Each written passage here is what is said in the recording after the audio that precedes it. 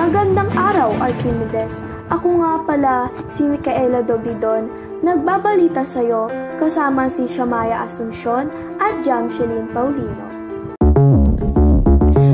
Itong obrang maestra ni Balagtas ay tungkol sa paghihirap ng kanyang karakter sa kanyang buhay na natulad sa sariling pamumuhay ni Balagtas.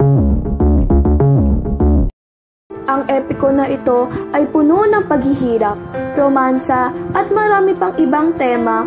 Ito ay walang iba kung ang Florante at Laura na nasulat ni Balagtas sa taong 1838. Pag-usapan na natin ang obra maestrang epiko na ito.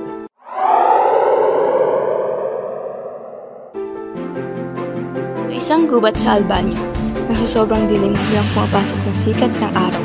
Ang puno ay malalaki at nakakalungkot ang huni ng mga ibon. Maraming tinik ang mga balat ng prutas at ang itsura at amoy ng mga bulaklak ay nakakalungkot. Pati rin ang mga punong sipres.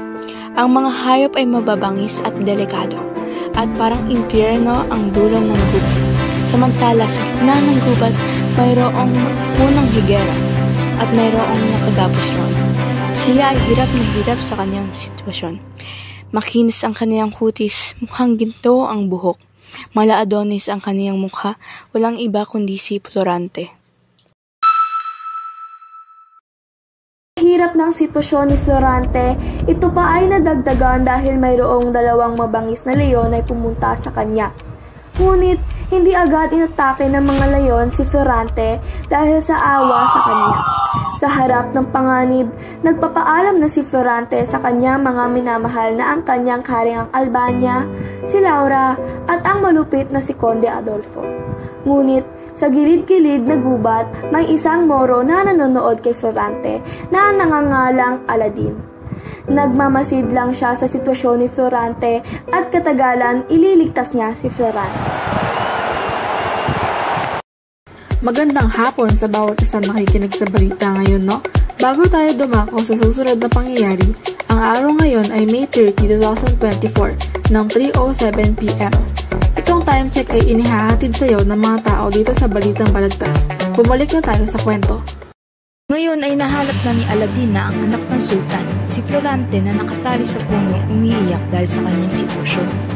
Hindi mapigilan ni Aladin ang kanyang awa para kay Florante at dahil sa kanyang katapangan at sa paglaban sa kung ano ang tama ay sinugod niya na ang dalawang leon. Mahirap ang kanyang laban subalit siya lamang ay isang tao lang, kalaban sa dalawang leon, ngunit nagtagumpay siya sa laban at pinalaya niya si Florante sa kanyang lubid sa puno.